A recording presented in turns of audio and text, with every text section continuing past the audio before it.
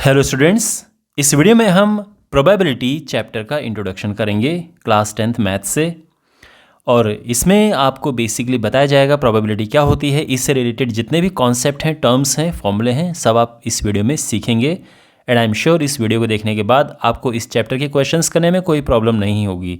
तो one by one ये जो सामने मैंने टर्म्स लिखे हैं इन्हें डिस्कस करते हैं, और इन्हें डिस्कस करने के बाद आप ये सब कुछ समझ जाएंगे इस चैप्टर के बारे में। तो सबसे पहली बात तो ये है कि एक इवेंट क्या होता है। तो एक इवेंट यानी एक घटना, तो वो इवेंट कुछ भी हो सकता है। आपने एक सिक्का, एक कॉइन आपने टॉस किया, वो एक इवेंट हो गया। आपने एक बैग में से एक बॉल निकाली, वो एक इवेंट हो गया।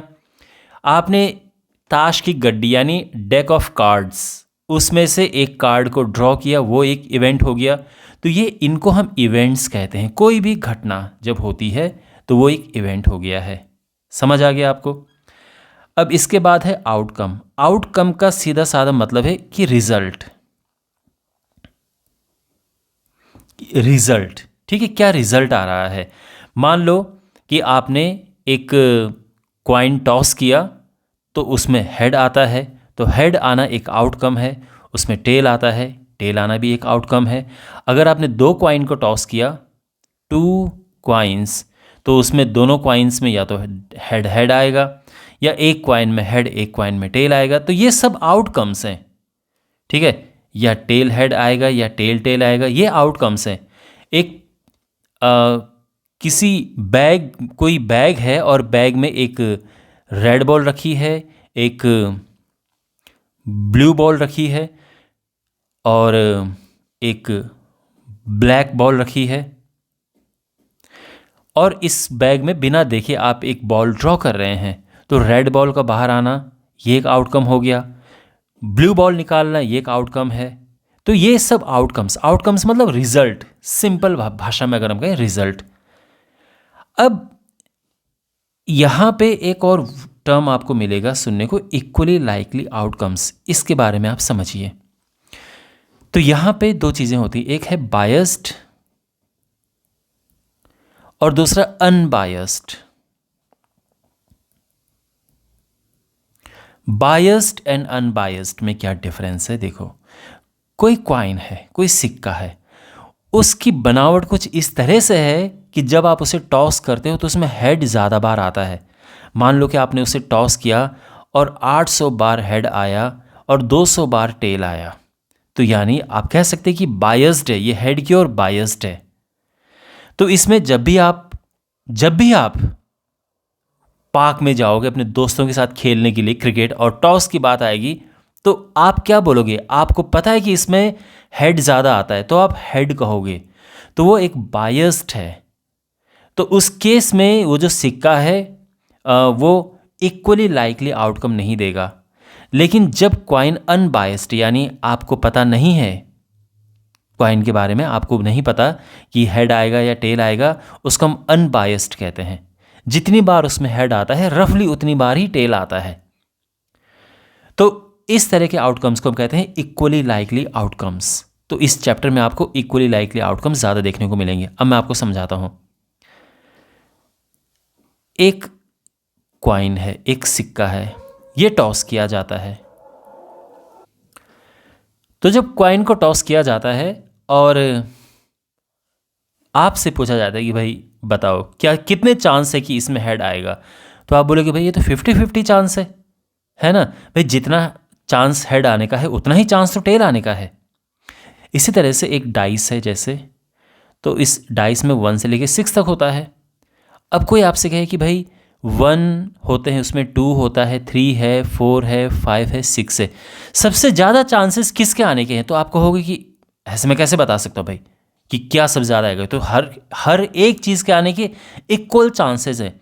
तो जब हर एक चीज़ के आने के इक्वल चांसेस होते हैं तो उसको हम कहते हैं इक्वली लाइकली आउटकम्स। ये इसलिए ये टर्म है। तो अगर मैं प्रोबेबिलिटी की बात करूं कि हेड आने की क्या प्रोबेबिलिटी है, ये हाफ होती है कि 50% चांस है, हाफ चांस है, और टेल आने की भी उतनी ही प्रोबेबिलिटी है। अभी ये क्यों होती है, अगर आपको नहीं पता है प्रोबेबिलिटी तो मैं आगे आपको समझा दूंगा। अब जैसे यहाँ पे 1 आने की प्रोबेबिलिटी 1/6 है, 2 आने की भी 1/6 है, 3 आने की भी 1/6 है, ऐसे ही 4 आने की, 5 आने की और 6 आने की। तो सबके कोई भी नंबर इसमें आए, यानी आपने एक डाइस रोल किया और डाइस को रोल करने में 1 आएगा या 2 आएगा, 3 आएगा, तो हर एक की इक्वल प्रोबेबिलिटी है, इक्वल चांस है हर एक के आने का। That's why these are called equally likely outcomes. बात समझ आ गई?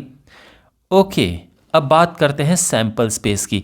सैंपल स्पेस होता है all the possible outcomes, all the possible outcomes, इसका एक सेट, आई मीन पूरा अगर हम देखें तो ये होगा set of all the possible outcomes. यानी मान लो कि एक क्वाइन आपने टॉस किया, तो इसका सैंपल स्पेस क्या बनेगा, तो उसमें या तो हेड आएगा या टेल आएगा। तो ये है सैंपल स्पेस। 2 क्वाइन अगर टॉस किए तो उसका सैंपल स्पेस क्या बनेगा, 2 क्वाइन में या तो दोनों में हेड आएगा, या पहले में हेड दूसरे में टेल, या पहले में टेल दूसरे में हेड, या दोनों में टेल। तो ये इसका क्या हो गया, सैंपल स्पेस। अगर एक डाइस को रोल किया जाता है, कुछ लोग डाई कहते हैं, कुछ लोग डाइस कहते हैं, बात एक ही है, तो इसका सैंपल स्पेस क्या बनेगा, तो इसका सैंपल स्पेस बनेगा या तो 1 आएगा या 2 आएगा या 3 आएगा या 4 या 5 या 6, इसके अलावा तो कुछ और नहीं आएगा। तो ये सैंपल स्पेस हो गया, यानी सभी possible outcomes, this is called sample space. अगर 2 डाइस की मैं बात करूं तो इसका सैंपल स्पेस क्या बनेगा, तो 2 डाइस में भाई टाइम लगेगा लिखने में। कैसे भाई, हो सकता है दोनों डाइस में 1 1 आए, या पहले में 1 दूसरे में 2, या पहले में 1 दूसरे में 3, या 1 4, या 1 5, या 1 6, है ना। या फिर पहले में 2 आए दूसरे में 1 आए, या पहले में 2 दूसरे में 2, या 2 3, या 2 4, या 2 5, या 2 6, ऐसे फिर ऐसे क्या आएगा, 3 1 3 2 3 3 3 4 3 5 3 6 4 1 4 2 4 3 4 4 4 5 4 6 5 1 5 2 5 3 5 4 5 5 5 6 and 6 1 6 2 6 3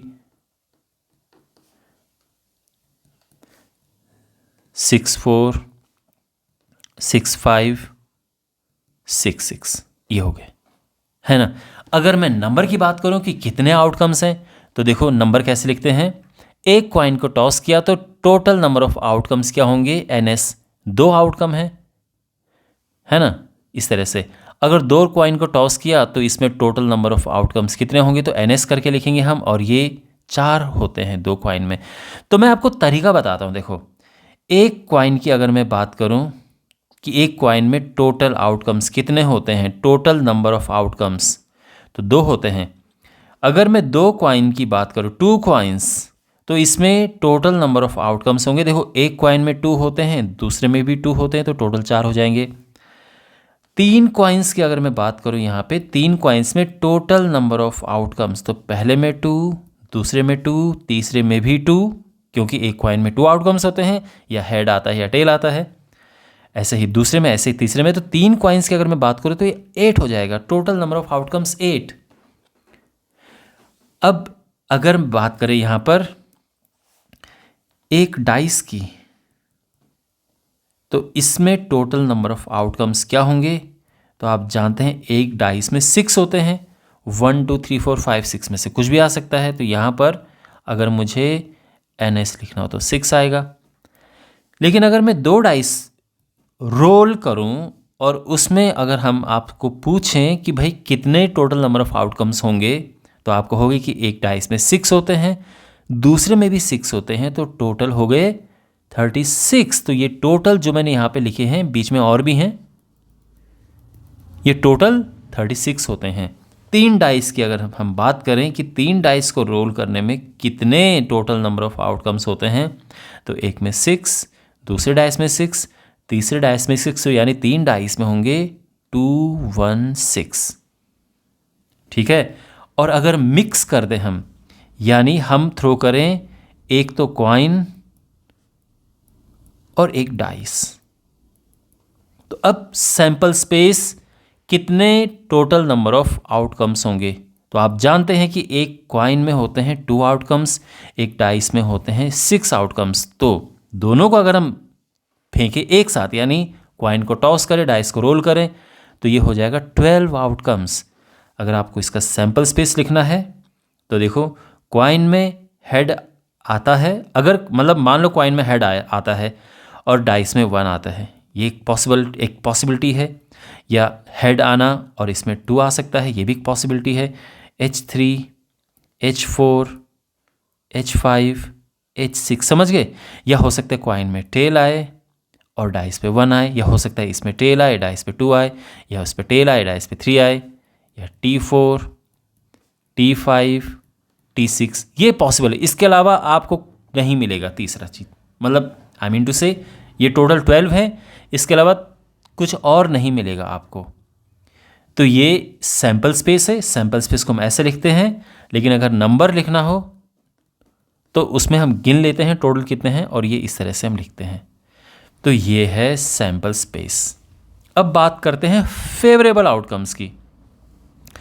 फेवरेबल आउटकम्स सीधा सा निर्भर करता है कि क्वेश्चन में क्या पूछा है। What is asked in the question, वही हमारा फेवरेबल आउटकम है। चाहे फेल होना ही पूछा हो तो उस केस में फेल होना ही फेवरेबल हो जाएगा, है ना। तो फेवरेबल है जो क्वेश्चन में पूछा है। मान लो क्वेश्चन में ये पूछा है कि find the probability of getting ahead, find the probability of getting exactly one head in a toss of 2 coins। तो 2 कॉइन को हमने टॉस किया, हमें प्रोबेबिलिटी फाइंड करनी है किस चीज़ की? Exactly 1 head. तो इस बार फेवरेबल हो गया एग्जैक्टली 1 हेड। तो ऐसे क्वेश्चन में सबसे पहले हम बनाते हैं सैंपल स्पेस, यानी सैंपल स्पेस में सभी आ जाते हैं। भाई 2 कॉइन को टॉस कर रहे हैं, या तो दोनों हेड होंगे, या पहला हेड दूसरा टेल, या पहला टेल दूसरा हेड, या दोनों टेल होंगे। अब यहाँ पे प्रोबेबिलिटी फाइंड करनी एग्जैक्टली 1 हेड की। तो ये फेवरेबल आउटकम को अक्सर हम ई से लिखते हैं। तो जो फेवरेबल आउटकम्स होंगे वो क्या क्या हैं? तो हमें एग्जैक्टली 1 हेड चाहिए। तो इसका मतलब ये है एग्जैक्टली 1 हेड कहाँ कहाँ पे है? एग्जैक्टली 1 हेड एक तो ये है और एक ये है, यानी या तो ये है और या ये है ना। या तो पहले में हेड दूसरे में टेल आए, या पहले में टेल दूसरे में हेड आए, तो हमें एग्जैक्टली 1 हेड मिलेगा। अगर हमें इनके नंबर लिखने हैं तो सैंपल स्पेस में, यानी टोटल पॉसिबल आउटकम्स 4 हैं, और फेवरेबल आउटकम्स की अगर हम बात करें तो ये 2 हैं। ऐसे लिखते हैं फेवरेबल आउटकम्स। यहीं पे इसी क्वेश्चन में मान लो कि अगर पूछा होता कि एटलीस्ट 1 हेड, एटलीस्ट 1 हेड, उस केस में जो ये ई है ये चेंज हो जाता। सैंपल स्पेस तो सेम ही रहता, बट एटलीस्ट 1 हेड का मतलब है, एटलीस्ट 1 हेड का क्या मतलब है? इसका मतलब या तो 1 हेड हो या 2 हेड हो। भाई कम से कम 1 हेड होना चाहिए, मतलब ऐसा नहीं, मतलब या तो 1 हेड हो या फिर 2 हेड्स, ये होने चाहिए। ये अपने दिमाग में रखेंगे आप कि ऐसा होना चाहिए। तो हम क्या लिखेंगे यहाँ पे? ये लिखेंगे, ये लिखेंगे और ये लिखेंगे। तो अगर प्रोबेबिलिटी पूछो कि find the probability of getting at least 1 head, तो इस बार फेवरेबल क्या हो गया? एटलीस्ट 1 हेड, यानी ये फेवरेबल हो गया और नंबर ऑफ फेवरेबल आउटकम्स 3 आ गया। अगर यहाँ पे है एटमोस्ट 1 हेड, तो एटमोस्ट 1 हेड का क्या मतलब है? एटमोस्ट 1 हेड का मतलब है कि यानी ज़्यादा ज़्यादा 1 हेड, यानी 1 हेड और नो हेड, या तो 1 हेड हो या कोई भी हेड नहीं हो, तो ये एटमोस्ट वन हेड। तो यहाँ पे एक हेड का मतलब हेड टेल या tail head, and no head का मतलब कोई भी हेड नहीं हो। तो कोई भी हेड नहीं होने का मतलब क्या है कि दोनों टेल हैं। तो ये हो गया। और अभी भी जो है total number of favourable outcomes 3 हो गया। तो फेवरेबल आउटकम टोटली डिपेंड करता है कि क्वेश्चन में क्या चीज़ पूछी है। जो चीज़ पूछी है वही फेवरेबल आउटकम है। अब बात समझ आ गई? यानी जिसकी हमें प्रोबेबिलिटी फाइंड करनी है, जिसकी प्रोबेबिलिटी फाइंड करनी होती है, वो हमारा फेवरेबल आउटकम हो जाता है। बात समझ आ गई ना? क्योंकि बहुत सारे स्टूडेंट पूछा था कि सर फेवरेबल आउटकम होता क्या है, तो इसलिए मैंने ये अच्छे से क्लियर कर दिया। Now we have this formula. Probability का क्या फॉर्मूला होता है?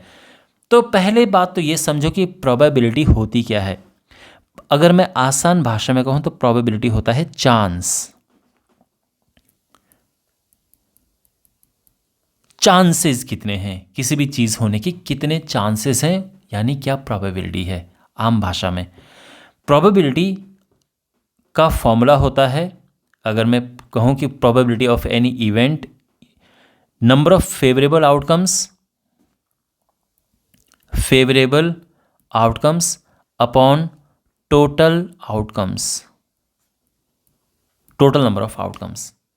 तो किसी भी चीज़ की प्रोबेबिलिटी, कोई भी इवेंट है उसकी प्रोबेबिलिटी अगर हमें बतानी है तो इसको हम इस तरह से लिखते हैं। तो जो सैंपल स्पेस है उसमें जो एलिमेंट्स है वो नीचे आएंगे, total number of elements in the sample space, and number of favourable outcomes numerator में आएंगे ऊपर, और डिवाइड करके प्रोबेबिलिटी आ जाएगी। यानी अगर हमें इस क्वेश्चन में, देखो ध्यान से देखो, अगर इस क्वेश्चन में हमें प्रोबेबिलिटी फाइंड करनी होती कि भाई ये इवेंट है, इसकी प्रोबेबिलिटी क्या है, तो हम लिखते क्या कि N E upon N S. N E है 2 और एन एस है 4, तो 2/4 यानी 1/2। अगर यहाँ प्रोबेबिलिटी फाइंड करनी होती, अब यहाँ पे आप चाहे ई लिखो, चाहे लिखो एटलीस्ट, वन हेड, है ना, इस तरह से भी लिख सकते हैं। तो ये आएगा N E upon N S. आप ऊपर ऐसे भी लिख सकते हैं कि number of favourable outcomes upon total outcomes, ठीक है ना, इस तरह से नॉर्मल जो लिखने का तरीका है। और ये 3 है तो ये हो जाएगा 3/4। टोटल नंबर ऑफ आउटकम्स तो 4 ही है। और अब जैसे ये क्वेश्चन है तो इसमें भी हमें प्रोबेबिलिटी अगर फाइंड करनी है तो वो सेम होगा, favourable outcome upon total outcomes. तो इस तरह से प्रोबेबिलिटी फाइंड करते हैं। अब प्रोबेबिलिटी के बारे में एक और मैं आपको इम्पॉर्टेंट कॉन्सेप्ट बताता हूँ, क्योंकि इस तरह के क्वेश्चंस पूछे जाते हैं। सबसे पहली बात, प्रोबेबिलिटी की रेंज क्या होती है? रेंज ऑफ प्रोबेबिलिटी यानी सबसे कम प्रोबेबिलिटी क्या होती है, सबसे ज़्यादा क्या होती है। तो प्रोबेबिलिटी की रेंज 0 से 1 होती है। किसी भी चीज़ की प्रोबेबिलिटी 0 से 1 होती है, 0 से 1 के ही बीच में होती है। ध्यान रखना, परसेंट में अगर हम करें तो 0% से लेके 100%, क्योंकि प्रोबेबिलिटी को हम परसेंटेज में भी लिख सकते हैं। तो 0% से लेके 100%, है ना। कोई भी प्रोबेबिलिटी अगर है, अगर हमें परसेंटेज में लिखना हो, जैसे मान लो ये है 3/4, अगर इसी चीज़ को परसेंटेज में अगर हमें लिखना है तो इसमें 100 का मल्टीप्लाई कर देंगे, अब वो परसेंट बन गया, यानी ये हो गया 75%, इस तरह से। लेकिन 100% से ऊपर नहीं होगा, 0% से कम नहीं होगा। और अगर वैसे देखें हम तो 0 से लेके 1 तक होती है, 0 से शुरू 1 तक। इसका मतलब यह है कि प्रोबेबिलिटी कभी माइनस में नहीं होती। यानी अगर किसी ने कहा कि क्या ये प्रोबेबिलिटी, किसी भी इवेंट की कोई भी प्रोबेबिलिटी -0.1, क्या ये पॉसिबल है? आप कहोगे कि नो, इट्स नॉट पॉसिबल, ये पॉसिबल नहीं है। क्यों? क्योंकि ये नेगेटिव है। प्रोबेबिलिटी नेगेटिव नहीं होती, 0 से 1 के ही बीच में होती, 0 से लेके और 1 तक होती है। अगर किसी चीज़ की प्रोबेबिलिटी 0 है तो उसको हम कहते हैं कि ये इम्पॉसिबल इवेंट है। Impossible event. अगर किसी की प्रोबेबिलिटी 1 है तो उसको क्या कहेंगे? इसको पॉसिबल नहीं कहेंगे, इसे कहेंगे श्योर या फिर सर्टेन इवेंट। तो 0 probability impossible event and 1 probability certain event. तो अगर क्वेश्चन ये हो कि एक डाइस है, एक जो जिससे हम जैसे लूडो खेलते हैं, उसमें 7 आने की क्या प्रोबेबिलिटी है, 7 आने की प्रोबेबिलिटी क्या है, तो आप कहोगे 7 आने की प्रोबेबिलिटी 0 है क्योंकि वो तो इम्पॉसिबल है। लेकिन अगर मैं कहूँ कि उसमें एक नेचुरल नंबर आने की क्या प्रोबेबिलिटी है, तो आप कहोगे तो उसमें सारे नेचुरल नंबर है भाई, 1 आएगा, 1 भी नेचुरल नंबर है, 2 भी नेचुरल नंबर है, 3 4 5 6, यानी कोई भी नंबर आए नेचुरल नंबर ही आएगा, तो उसकी प्रोबेबिलिटी 1 है क्योंकि ये श्योर इवेंट हो गया है। ठीक है, बात समझ आ गई? ओके। और इसके बाद है इसमें next topic coins, dice and cards. तो क्वाइंस एंड डाइस के बारे में काफ़ी कुछ मैंने आपको बता दिया है। क्विकली मैं आपको कार्ड्स के बारे में भी बता देता हूँ। तो जो हमारे पास टोटल कार्ड्स होते हैं, अ डेक ऑफ कार्ड हम जिसे कहते हैं, टोटल 52 होते हैं। 52 में जो 52 कार्ड्स होते हैं, इसमें 26 होते हैं रेड एंड 26 होते हैं ब्लैक। तो 2 कलर होते हैं रेड एंड ब्लैक, इनको कलर्स कहते हैं, कलर्स। तो 2 कलर होते हैं red and black, 26 red 26 black. और जो रेड कार्ड होते हैं उसमें 2 टाइप के कार्ड होते हैं, एक इस तरह से जिसको हम कहते हैं डायमंड, और दूसरा इस तरह से जिसको हम कहते हैं हार्ट। जो ब्लैक है उसमें भी 2 टाइप के कार्ड्स होते हैं, एक होता है इस तरह से जो है क्लब, और एक होता है इस तरह से पीपल के पत्ते की तरह, ये होता है स्पेड। और इनको क्या कहते हैं? इनको सूट्स कहते हैं। तो ये सभी जो हैं 4 सूट्स होते हैं, 4 सूट्स हैं ये। कितने कितने होते हैं? तो ये टोटल 13 होते हैं। 13 डायमंड होते हैं, 13 हार्ट्स होते हैं, 13 क्लब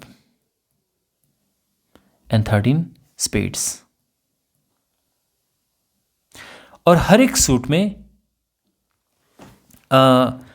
हर एक सूट, कोई भी सूट ले लो, उसमें ए से लेके, यानी अगर मैं डायमंड की बात करूं तो डायमंड का मेरे पास एस होगा, डायमंड का मेरे पास 1 भी होगा, 2 भी होगा, 3 4 5 6 7 8 9 10, जैक, क्वीन एंड किंग। और सेम कहानी हार्ट्स में भी इसमें भी होगी। हार्ट में यहाँ भी एस होगा, 2 है, 3 4 5,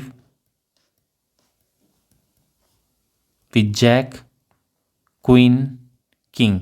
सेम इधर है। तो ऐसे ही क्लब में होते हैं, ऐसे ही स्पेड्स के हमारे पास कार्ड होते हैं। ये सब समझ गए आप? यानी हर एक टाइप का हमारे पास 4 कार्ड होते हैं। अगर मैं एस की बात करूँ, इनको एसेस कहते हैं। तो एसेस जो हैं हमारे पास, ये कितने एसेस हैं हमारे पास? हमारे पास 4 एसेस होते हैं। तो ये 4 एसेस हमारे पास हैं। ऐसे ही 2 कितने हैं? तो 4 2s हैं, 4 3s हैं, 4 4s हैं, 4 5s हैं। अच्छा, 4 जैक हैं, 4 क्वीन हैं, 4 किंग हैं। जैक, क्वीन, किंग, इन्हें क्या कहते हैं? इन्हें कहते हैं फेस कार्ड्स। तो ये हैं face cards. Total face cards होते हैं 12। आप देख सकते हैं 3 6 9 12, 12 फेस कार्ड्स होते हैं। तो ये है, आप सामने देख सकते हैं कार्ड्स के बारे में।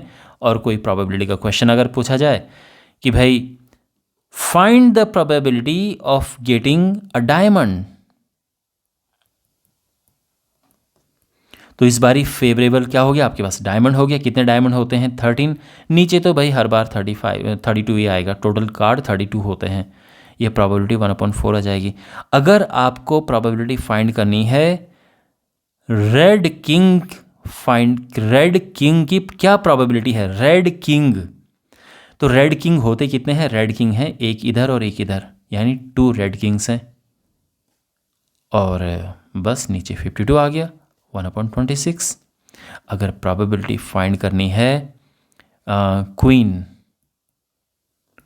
तो क्वीन कितनी होती हैं, 4 क्वींस हैं, तो 4/52 यानी 1/13। इस तरह से प्रोबेबिलिटी हम निकाल सकते हैं। तो ऐसे हम कार्ड्स बेस्ड प्रोबेबिलिटी करते हैं। Okay, alright. तो आई होप आपको ये वीडियो यूज़फुल लगा होगा और आपके कॉन्सेप्ट्स प्रोबेबिलिटी के अच्छे से स्ट्रॉन्ग हो गए होंगे। अगर आपको वीडियो अच्छा लगा है तो आप अपनी इतनी गुरु दक्षिणा तो दे सकते हो कि अपने फ्रेंड्स के साथ इस वीडियो को शेयर करें और इस चैनल को सब्सक्राइब करें। और इस टॉपिक पे बेस्ड यानी प्रोबेबिलिटी बेस्ड और भी मैंने वीडियोस बनाए हैं, उनका लिंक आपको इस वीडियो के डिस्क्रिप्शन बॉक्स में जो प्लेलिस्ट है उसमें मिल जाएगा, तो आप वो भी चेकआउट कर सकते हैं। तो मिलते हैं अगले वीडियो में, टेक केयर।